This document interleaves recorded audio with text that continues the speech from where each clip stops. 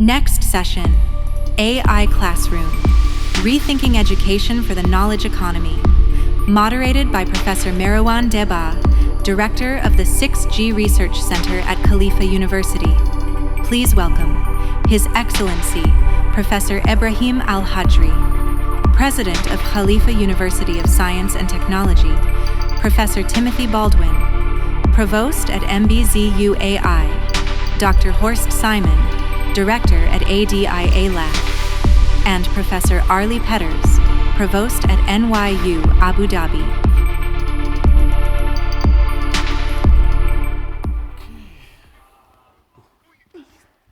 Okay.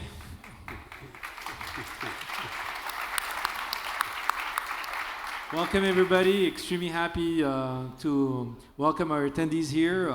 I'm very grateful that we have a panel of extremely talented people. First, Professor Timothy Baldwin, Provost at MBZUAI. We have also His Excellency Professor Ibrahim Al-Hajri, who's President of Khalifa University. We have the digital twin of Dr. Horst Simon, Natalia Vasilera from Cerebras. And we have basically also, last but not least, Professor Ali Peters, who's Provost, NYU Abu Dhabi. And of course, the purpose of inviting these luminary speakers is that the topic of this panel is around basically how AI is transforming the educational realm. And I think that's, from my point of view, one of the major topics today within the future generation that we have to build. And I think the panels that we have here are the forefront of building top institutions around the world, which are basically envisioning how the world would be for the next generation. So I'll start very fast and with a couple of questions. The first one is to you, Timothy, about what should education optimize from your point of view now, in terms of the institutions that we have? So honestly, I don't think the answer is particularly different from what it was 10 years ago. And I'm self-conscious of the fact that I'm an AI person. I'm an NLP researcher. But it's a lot of it is the basics. It's the ability to work in teams. It's resilience. It's the ability to make sense of data in terms of anything to do with AI. I don't think that the AI tooling has changed that equation radically. Yes. Training our students to be experts in not just using tools, but experts in understanding the strengths and weaknesses of tools and the right fit for different tooling and different tasks is critical. But again, I would have said the same thing 10 years ago. I drink the Kool-Aid, but I don't think that AI has radically moved the dial at this point in terms of AI for education. Okay, and Your Excellency, Professor Ibrahim? Yeah, so I think with the AI, education will change into more of skills.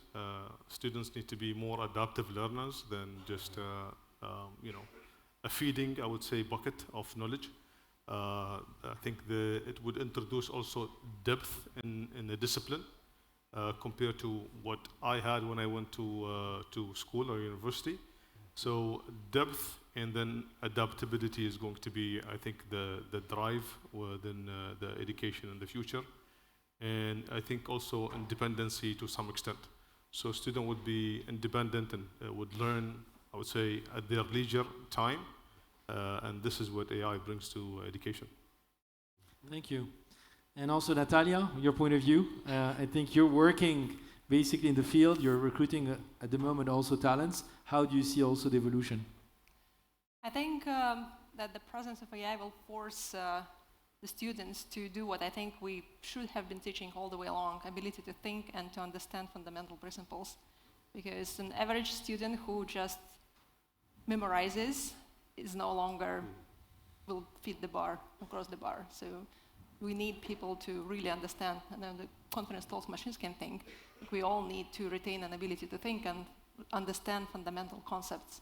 Without that, I don't think they will be able to use the tools and they won't be able to succeed.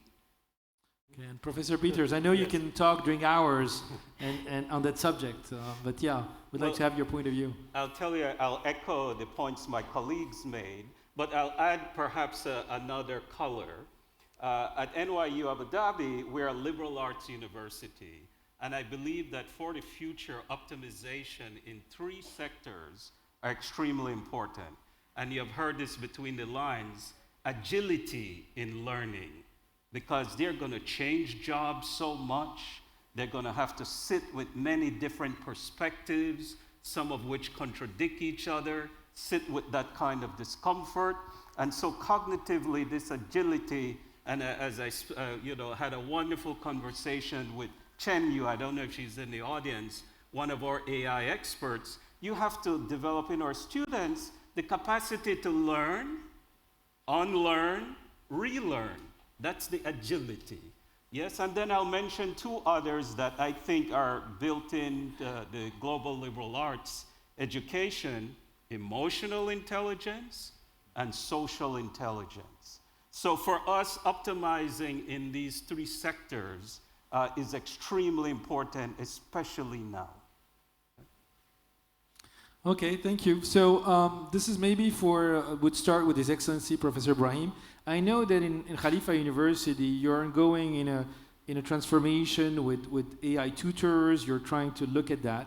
Can you explain how you see basically AI in the classroom? I mean, a couple of years ago, we were all talking about e-learning. E-learning was the big thing with MOOCs and stuff like this. And so how are you now envisioning the fact that are we going to have tutors, AI co-pilots? What's your view on this? I think you can't eliminate the human component out of it, but there are things that AI can do better than a single source of information in front of the classroom through the classical teaching process, especially with the changing generation. You have a new generation coming in that does not abide by the rules, so therefore we have to adjust to their way of learning. So we've developed an internal tool. It's not only a tutor, but it has so many other, I would say, tools. And we see the adaptability is high. It provides personalized learning. Students can use it 24/7. They spend on this tool more than they spend time on the classrooms. Just a bit of statistics. We were able with this tool, so it has an assessment tool as well. It's not a tutor only, but assessment tool. Last semester we used it on 1,700 students used it. And the amount of question practiced was over 750,000 questions in a semester. So the depth of knowledge and the amount of knowledge, I mean, is incomparable compared to the classical way. So this provides a lot of practice and adaptability, as I mentioned earlier, to the students. What I think the teacher or professor work should be is basically bringing the human aspect of it that Arlie and my colleagues have mentioned, is the social intelligence, the emotional intelligence, the teamwork. Also, the case studies, bring the industrial experience into the classroom. I think becomes a facilitator of learning more than a person who delivers knowledge.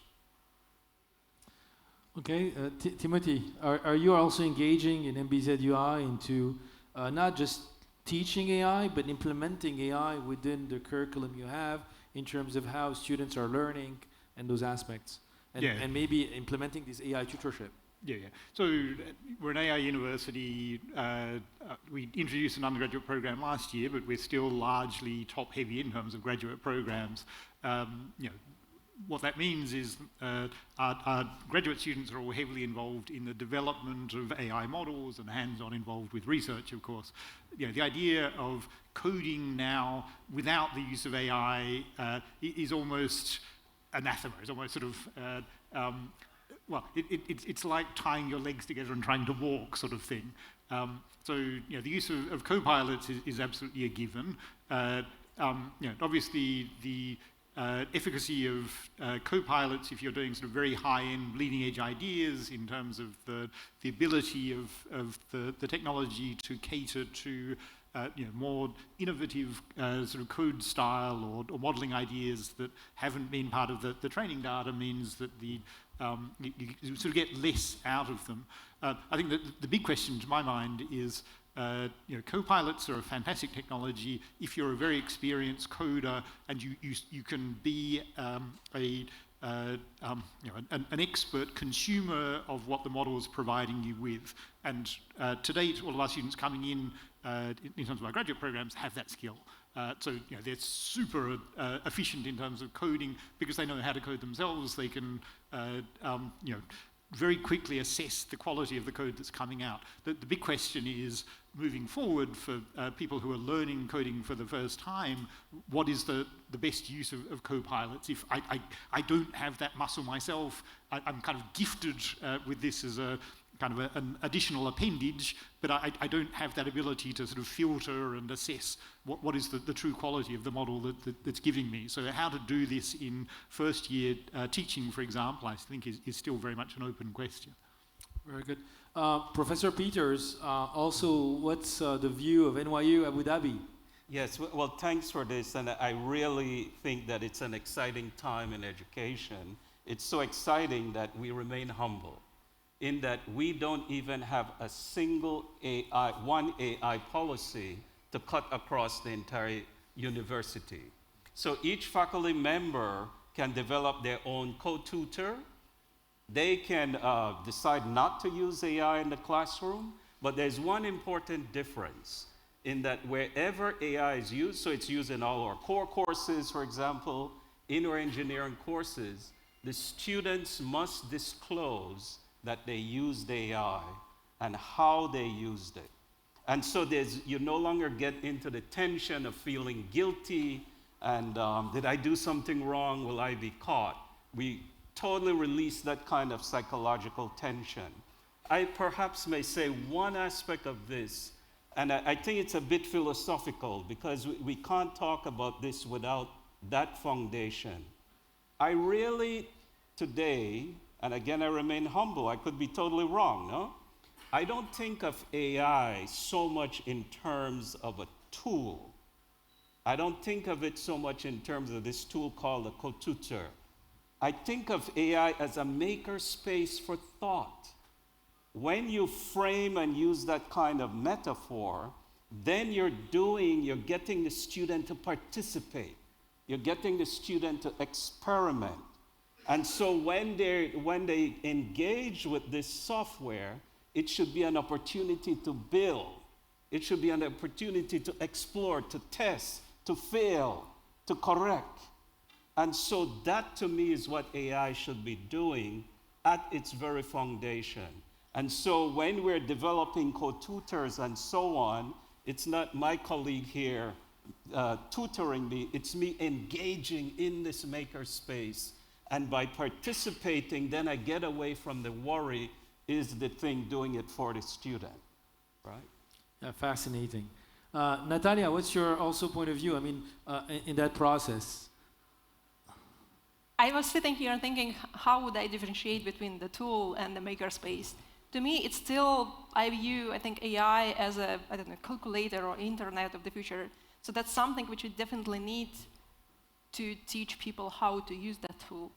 But I will still state, you need to use the tool, but you still need to think on your own. You still need to be able to understand when you need to invoke this tool, you need to trust, or you need to be able to validate what the tool gives you in response. And maybe it's a makerspace, but it's still like you're using that either space or either tool, and you need to teach people how to interact with that. Yes, and if I may add something, indeed, it's taking the word tool, at least in our metaphor, and reinterpreting it as something that forces you to engage it in a way that's far more sophisticated. And it's a little bit, it reminds me, going back to Socrates, right? The Phaedrus, 360 BC, the disruptive technology at that time, it was called writing. Where Socrates was worried you're going to erode memory. The students no longer will get in the drill of having this cognitive skill. It's now being outsourced to these scribbles on a piece of paper. That makerspace is the paper with the scribbles, where you engage, you read, you struggle, you try to create your own on blank sheets of paper. And so that's how we are using the metaphor, right? That it is something that is so rich, we don't even fully understand it. It's going to really change us in profound ways. Okay, excellent. So another question is, of course, I'm in academia, and of course, one of the big thing is evaluations. I mean, we need to. I mean, this is also a question: do we need to evaluate? But in any case, the system is based on GPAs, and we need to evaluate students. And of course, this poses problem about how exams have been designed so far in the realm of AI. I see it with homework. I mean, giving homework and giving a grade does not make sense anymore, where because basically we go back to being solved by some tools. So how do you see the redesign of the whole philosophy of evaluation, and also how we redesign exams? It's a bit of a scary thought for many professors at the moment on how we need to change all that. So maybe with Tim, we can start with you on this Sure. thought. Yeah. Well, so if we are still as universities setting exams that are LLMable, we've got bigger issues, is the honest answer to that question. LLMs are amazing, but they are very good at the sort of bread and butter sorts of questions. It's not that hard to set exam questions which have enough constraint, enough quirk, enough of a twist to it that they confound the LLMs, and the students have access to the same models that we have access to as the educators, so using that to our advantage in terms of doing the LLM proofing, making sure that it is indeed written in such a way that if they can get the LLM to give them a good answer through the contortions of how I've written this. And when I say contortions, this could be as simple as write a function using this helper function. It's got a very specific helper function which has to be incorporated into your solution, where this is something that standard coding tools still don't do particularly well. They will tend to want to just write the code themselves. Why should I use this particular helper function? So adding what aren't sort of ridiculous contortions in terms of there's still meaningful pedagogical practice there, but using the tools to our advantage in terms of making sure that they're not sort of trivially solvable by these tools. Because I mean that sort of exam question I don't think has made sense for a long time. If we're still writing exams that in that manner, then maybe it's a comeuppance for us as educators, honestly, because we're not really testing anything other than the rote learning ability of our students. Okay. Professor Ibrahim, yeah? Yeah, my thoughts are a bit radical on this question.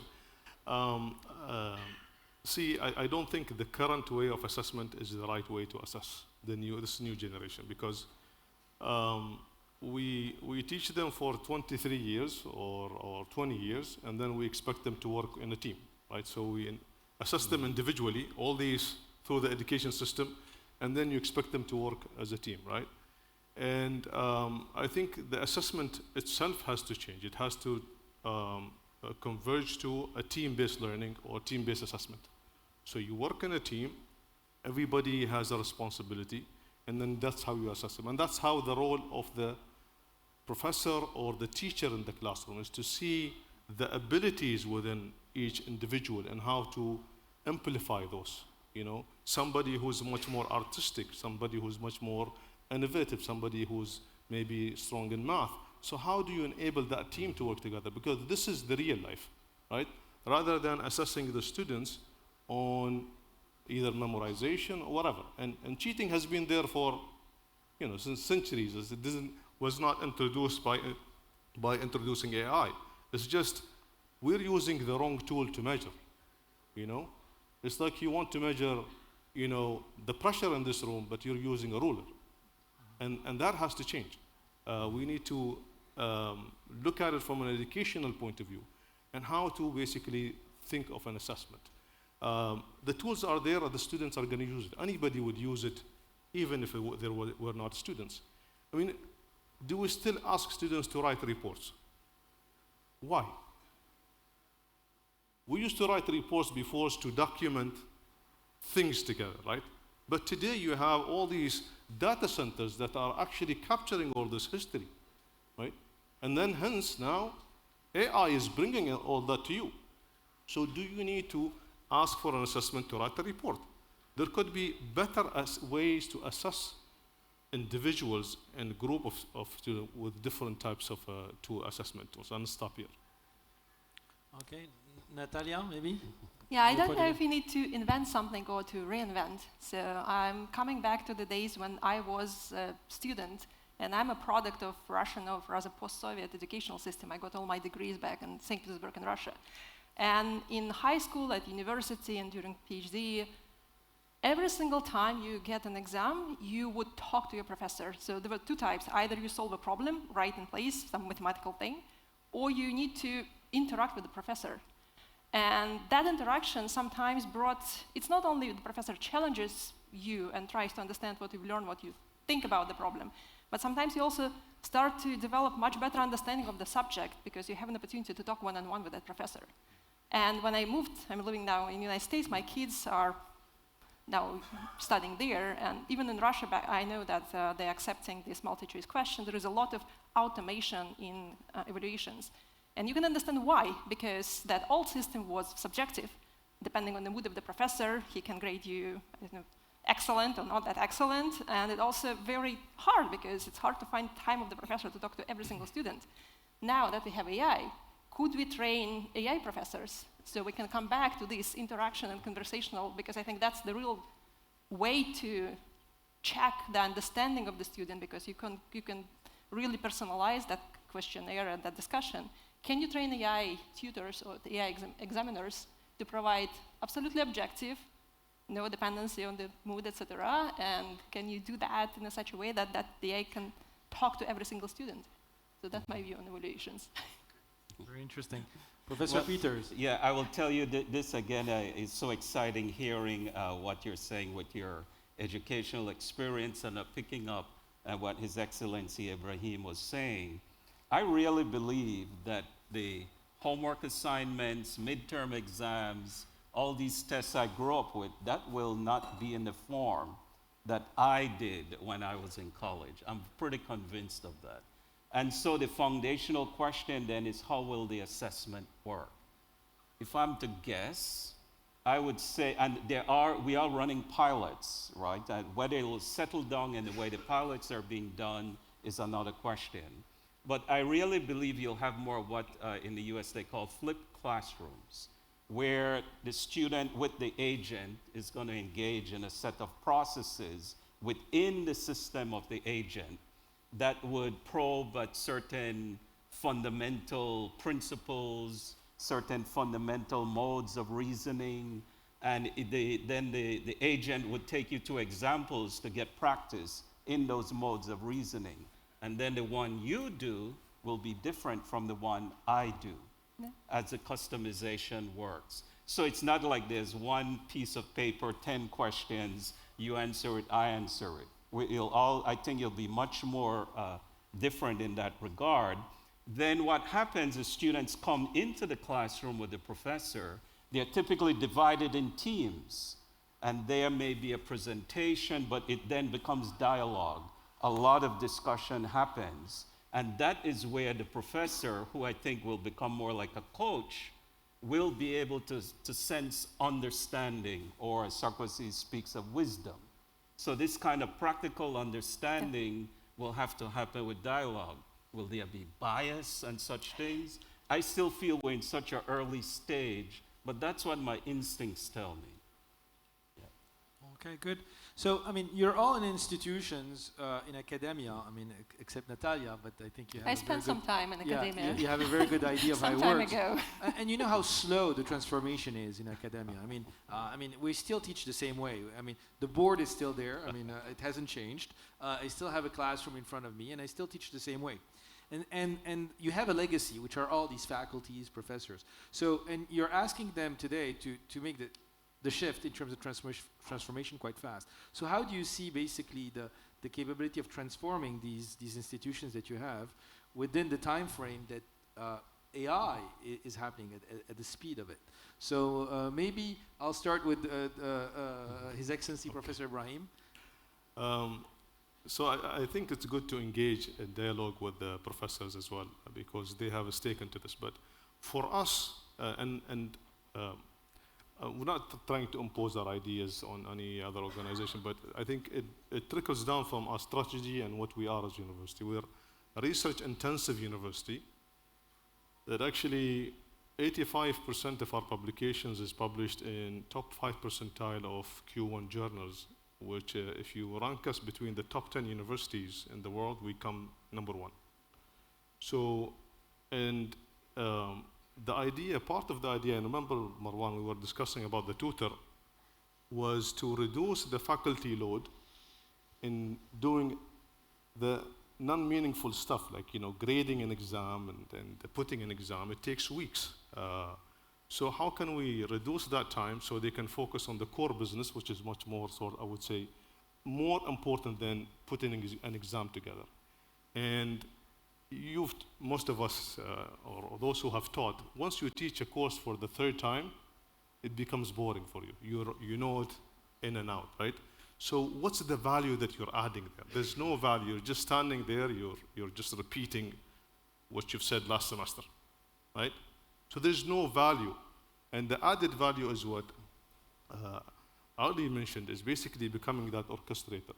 So we see high adaptation because with this tool that we had today, we have reduced the faculty, would say, classroom and class preparation load down by 60%. So for the faculty who want to do research, this is actually, a good tool for them to jump in rather than to kind of reject it. It will take time. Of course, you don't have a homogeneous group of people, but I think showing the successes, showing the added value, showing what they gain out of this is basically going to make it much more adaptable. Okay, Natalia, maybe you have a point on how you see this transformation happening at university level, especially with professors and faculty. Yeah, I don't have a good view right now at the educational system because I used to teach several years ago, but I do not teach anymore. I think I would encourage the professors to embrace that technology that's around us and learn how to use that and teach students again how to use that tool. Okay. Professor Peters, yeah? So, well, I'll pick up on this very difficult question. You see, I'm rubbing my forehead. Because as provost, they say you're chief academic officer, no? No, you're chief headache officer. And the reason I'm joking about that is our faculty have academic freedom. So I cannot force anyone to use AI. So this has to happen organically. And my sense is with your critically important question is how can you nudge change? My view is you go to their fears. And experience shows currently there are 2 fears they have. Will this thing replace me? And like what you were both talking about, well, why am I needed in the classroom? That's a true fear some of our faculty have. And then the other part that I think they really care about the students learning something. And if they haven't used the tool or the makerspace enough, they will worry this thing is doing the answers for the students. And just saying what I just said is almost like an old-fashioned way to describe it, because it doesn't really work like that anymore. So they feel that students need grit. They have to struggle with learning to build up that capacity to critique, to fail, to get back up on your feet. And they feel in the learning process, this is important. So from our point of view, if you can begin to address the fears, the students can still learn and maybe even further. And that you're not being replaced. It already helps in the resistance by some of them. Yeah. Okay, let's go with Tim. And I think your university, I think, is a very good, I would say, lab for this, by the way. I mean, I think a lot of universities took your example. I'm seeing in the world, they're trying to implement AI universities. Yeah. And not only the teaching, but also in implementing the whole framework of how you teach. Yeah. So, I mean, we're in a very, I guess, rarefied space in the sense that we're an AI university, as you say. How I do my research is completely different to how I did my research even 2 years ago. For all of our faculty, it would make no sense to teach in the same way or to teach the same content that they taught 2 years ago, because that's not the real world actuality of of their research and the research practicum. If we are, as a largely still graduate university, but even for the undergraduate program, we are teaching students to become AI practitioners, AI entrepreneurs. If we aren't updating our curriculum on a yearly basis, so literally every year we throw out the curriculum and we rewrite it for the majority of our courses. I mean, yes, there are exceptions to that. Writing using a ChatGPT. Yeah, certainly technology plays a role as part of that, but other than the sort of more foundational courses in terms of the math that you need or the basic coding that you need to do any technical education, any more advanced course which is touching on AI, by definition, you have to refresh it, and it's not just the content, it's the tools that we use. How you go about AI research now is so different that is reflected naturally because that is my daily existence as an AI researcher. The fact that you have people who are at the bleeding edge of the AI revolution, not just in academic terms, but in many instances in industry as well, means that's naturally reflected in the practicum of how they're teaching students. So we're perhaps in a slightly different stratosphere compared to most standard universities, in that it's almost a given because our day-to-day existence evolves so rapidly. Very good. So I'll finish. I think we're running out of time. Maybe one last point. One bold prediction for the education by 2030. So, oh my gosh! In 5 years. Yes. I feel that the guilt that one may feel in using AI as a co-tutor, that guilt is going to go away. I really feel that. Now, in terms of the breakthrough in learning and so on, I really believe that the way how writing was able to take the human mind to create more, I wouldn't be surprised if in 5 years we are able to leap forward in complexity, in not only the complexity, but the scope of huge systems as humans using this particular technology. So I believe that the human mind is going to leap forward as writing allowed us to leap forward. Very good. Natalia, one bold prediction? Not sure if it's bold or not, but I hope that in 5 years from now, we will all view these AI assistants as we view calculators today. So it will be as commodity used tool. Your Excellency? I think if universities don't, at least the universities who just do teaching, they don't adopt AI, they will be replaced by AI. But those who add value, like they do research and innovation, and that returns to the society in a value, those will cease to exist. But a bold, I would say, statement from Khalifa University, in 5 years, our students will graduate with an agentic AI with them. So that's the target. Okay, very good. And Tim? So a cynical answer to this is we'll still be talking about AI in the classroom and how there's much more we can do with AI in the classroom because I think we've been talking about its potentials for at least the last decade. There was a famous Bill Gates quote from 2013 when EdTech was first a thing about we won't really have a sense of how successful all of this is until 10 years later. Well, we're 12 years later, 13 years later, and I think mostly it hasn't delivered, if I'm being honest.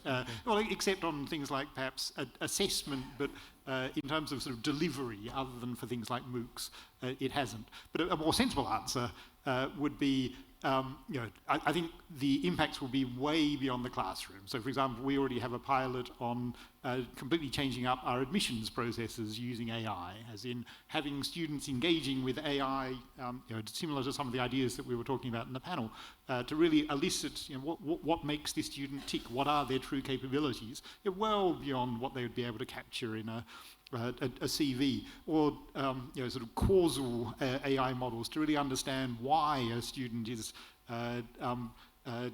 submitting the work that they're doing or misunderstanding things in the work that they're doing, rather than sort of simple LLM-style models that we're talking about at the moment. I could probably go on for another half an hour, but I'll stop there. Okay, thank you again. Let's meet maybe in 5 years just to check this result.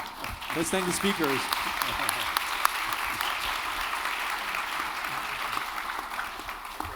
Thank you.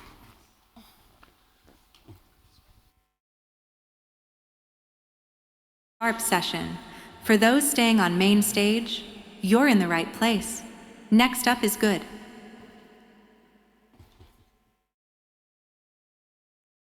Good.